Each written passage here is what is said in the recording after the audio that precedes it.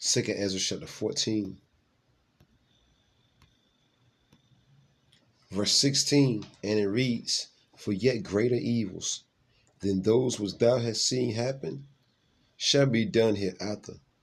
For look how much more the world shall be weaker through age, so much the more shall evils increase upon them that dwell therein." First and foremost, I want to give all praise, honor, and glory to the Heavenly Father and His only begotten Son, Yahweh, Bahashem Yahweh Shai, Bahashem Rakakwadash, next double honors to the head apostles / elder bishops of Great Millstone, the one that taught us the 100% truth according to the Bible. Peace, blessings, and safety to all you sincere icons. Keep pushing, keep believing, keep the faith, regardless of people here for a bear, right? Greater evils. Everything that we're seeing now, all the evils, all the bad times, it's going to get worse. It's literally going to get worse. Remember, the prophets prophesied against kingdoms. Matter of fact, let's just get that right quick. I'll come right back, Lord willing. You got still 29 days to vote, 28 days to vote. Rock your vote, rock your vote. That's not going to stop prophecy, man. That's the thing about it. That's not going to stop prophecy. Let's get this. This is Jeremiah chapter 28, verse 8. Just want to throw this in here right quick. Quick little hit. Jeremiah 28. That's why the scriptures command us to watch as well as pray, that we're kind of worthy to escape all these evils that will come to pass. We're in the beginning stages of World War III, anarchy, chaos. The shit just problematic, man. The lights will eventually get cut off. The water will eventually cut off.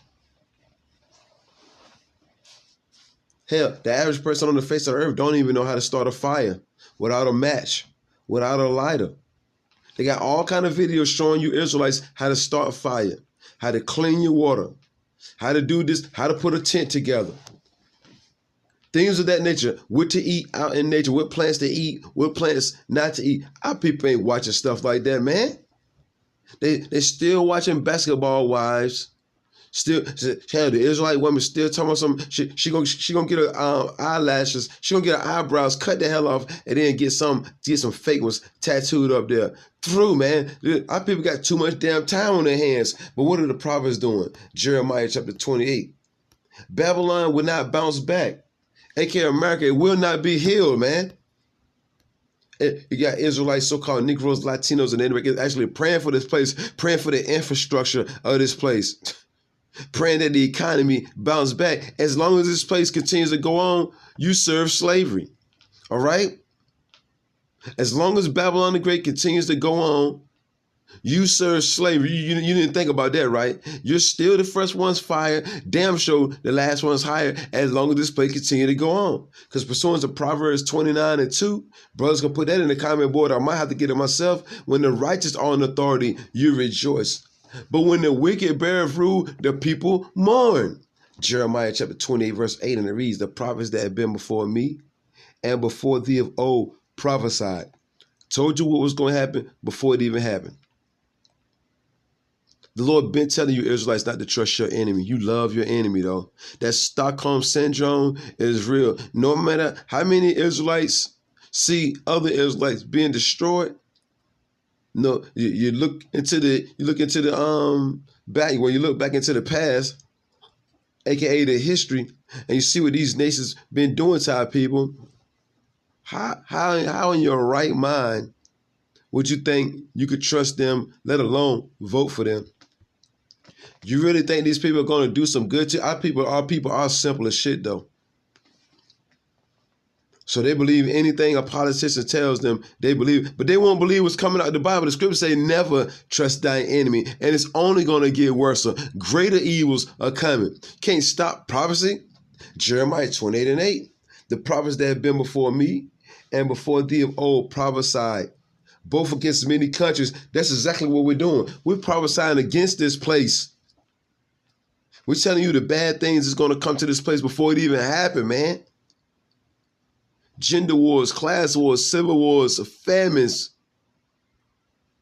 anarchy, chaos, cannibalism, the purge, A great purge is coming, all right? Scriptures tell you that people are going to be in and out of each other's homes. But you talking about rock the vote, you know what I'm saying? Like voting is going to stop people from in and out of people's homes. Like voting is going to stop the lawlessness, the chaos, the protesting. It's all an illusion, man.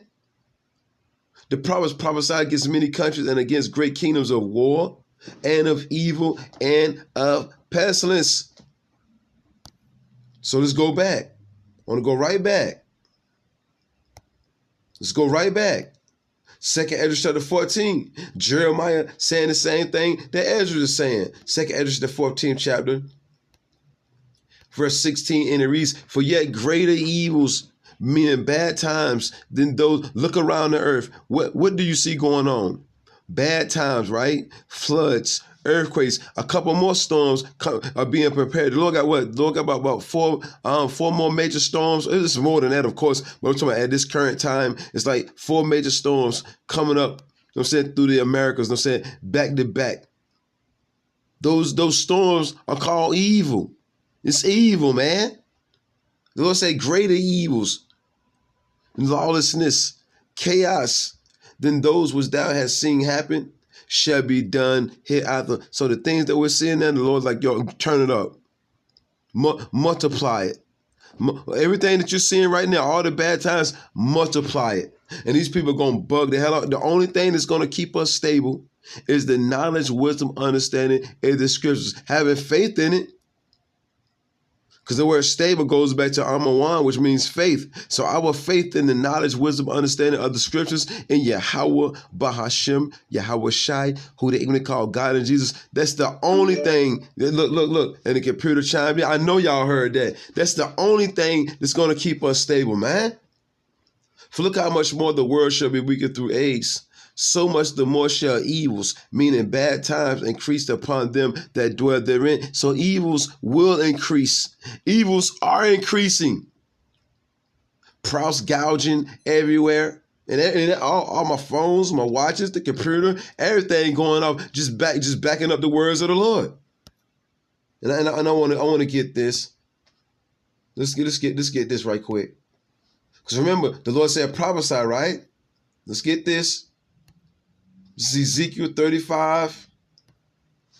Ezekiel chapter 35, verse 2, and it reads, Son of man, meaning the prophets, right? Set thy face against. What part of that don't you Hebrew Israelites understand? The prophets supposed to set their faces against Mount Seir, a people before us a place, which represents, Seir represents Esau, Edom. A people before us a place, because we're not going to go to that mountain region and start prophesying against the stones. No, we're prophesying against the people. And prophesy against, set thy face against Mount Seir and prophesy against it. You don't vote for it. You prophesy against it. And none of these leaders, none of these puppet leaders will ever help us out. Was reading that yesterday on the highways and byways.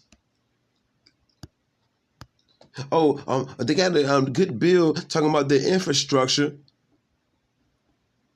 What? You ask the average Israelite, why are they voting for the person that they voting for? And what policies do they have? What good policies do they have? I don't know. I don't even know. Through. Well, we know, and the Lord said, never trust thy enemy. Trust in the Lord.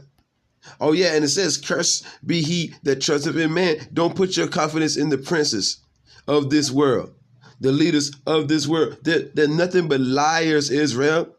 So they're promising you peace and safety when the Lord said, look, greater evils are coming, right? Lamentations chapter 4, verse 17. As for us, the Hebrew Israelites, Negroes, Latins, and Native American Indians, our eyes as yet fail for our vain help. Every time you put your trust in these politicians, they let you down every time. What part? I mean, you got Jakes, you know what I'm saying, that's been around, you know what I'm saying, like 80, 90 years, and they still voting. They still voting, and the people that they've been voting for the last 50, 60 years been letting them down every time. But they got that Stockholm syndrome to where they feel like, now, what do they say? They trust in oppression. They trust that they're enemies, because that's who you voting for, your enemies. You trusting that your enemies will one day see you as their equal, and they will create a better situation and a better life for you, your offspring, and the offspring that come after that offspring. It's not going to happen, man. In our watching, we, the Hebrew Israelites, the biblical Hebrew Israelites, which consist of the so-called Negroes, Latinos, and Native American Indians, man, and the Israelites has been scattered throughout the four corners of the earth that may look like these different heathen nations. In our watching, we have watched for a nation that could not save us. What part of that don't you understand? They won't set up you can't make something straight which the Lord made crooked, man. Still, the Lord said all hell break loose and greater evils are coming upon the face of the earth, and he's making it happen, and you still trusting in your enemy. And you still trusting in it. I ain't even listen to what the scriptures saying no more. The scriptures ain't even going in the ear. Remember, we used to say it's going in one ear and out the other. The scriptures ain't even going in that ear anymore and out the other. Our people ain't thinking about the words of the Lord until all hell break loose. Looking crazy as on the. And I want to get this right quick because I'm about to end this lesson. The scripture say, never trust thy enemy. You make up some excuse of why you should trust your enemy. The Lord said, I told you not to trust him, but he gave me a raise. I told you, stop it. I told you to never trust him, but he gave me a raise. He gave me a pat on the back. He said he was going to clean up my neighborhood. He said he was going to lower taxes. The Lord said, never trust him. So you ain't gonna never listen to the Lord, right? You're gonna continue to listen to your enemy, and then that help is vain. It's gonna fail you every time. Then they say, soon as things don't go your way, because it ain't gonna never go your way, as long as the wicked is ruling the earth. Then you're sitting there on the curb looking stupid with your hands over your face. Know what I'm saying? Sitting Indian style, looking through. So when they promised that they would get rid of my college debt, Second Chronicle, they said they're going to help on my mortgage. They said it was on lower interest rates. Second Chronicle chapter 15, verse 13. That whosoever would not seek the Lord power of Israel, you Negroes, Latinos, and Native Americans, you still ain't seeking the Lord. The clock is straight up ticking. You still ain't seeking your power. You still trusting in your enemies, man. And no matter how many videos we bring out telling you who your enemies are, and we name them. We name them. It ain't like we making videos. You talking about well, they didn't let us know. So who's the enemies, brother? We letting you know. All these heathen nations, man, the self-proclaimed so-called white man, Chinese, Japanese, musty armpit smelling Arab. Did I say dot head East Indian? I say that again. The Hawaiians, the doodoo eating Africans, because we're not African. We're the Hebrew Israelites. We're not African. All right. We're not African. All right. We're not from Africa. You see? We're the Israelites. Who did I forget to name anybody? Non-Israelites, right? And the Lord said, you ain't seeking me, you seeking them, should be put to death. You're not seeking Yahweh, Bahashim Yahushua, the end all, be it all, you Israelites will be deleted. The Lord's going to delete you, man, in a horrible way, man. And he's going to make it to where you got to stand in that C-help line. You ain't trusting the Lord anyway. The Lord said it should be put to death, straight up delete, whether small or great, whether man or woman. So do what you got to do, Israel. You're not going to take heed to the words of these lessons, but we still got to push them out, though. Just like Noah, me and a brother was talking about it last night, back a little bit after camp. 120 years, our people walked past a messenger of the Lord. Our people walked past a messenger of the Lord, a.k.a. Noah, preaching and prophesying of things to come before it even happened. They walked past him 120 years. Can you believe that, man? So that judgment was fitting. Anytime you walk past somebody warning you for 120 years, when that judgment come down, you think you don't deserve it. So can you give me a couple more years? Hell, I've been warning you for 120 years. Which you want, 130 years? Proverbs chapter 29, verse 2, and it reads, when the righteous are in authority, the people rejoice. As long as wicked people are ruling the earth, we will never rejoice. This ain't our rest anyway. You want to see storm? You should be praying for more storms. You should be praying for more floods, anarchy, chaos, mayhem. That's when you're in your right mind. You don't pray that your enemy's kingdom stays afloat. What type of sense does that make? You praying that your enemies stay on the top, and you pray, because that means you constantly praying for your people to stay in the damn ghettos, in the poverty-stricken neighborhoods, eating out of trash cans. Anytime you voting for your enemy, that's exactly what you want to keep happening. You want to see your people laying out on the street corners, laying in front of buildings, stinking, dirty, helpless, on damn DRUGSs. You see, they're just gone. You want to continue to see your grandma at that damn rest home getting treated badly? That's what you want to see, right? You want to see somebody taking advantage of your papa, right? Or your grandpa, right? That's what you're basically saying. That's what you're basically saying when you say I'm going to vote.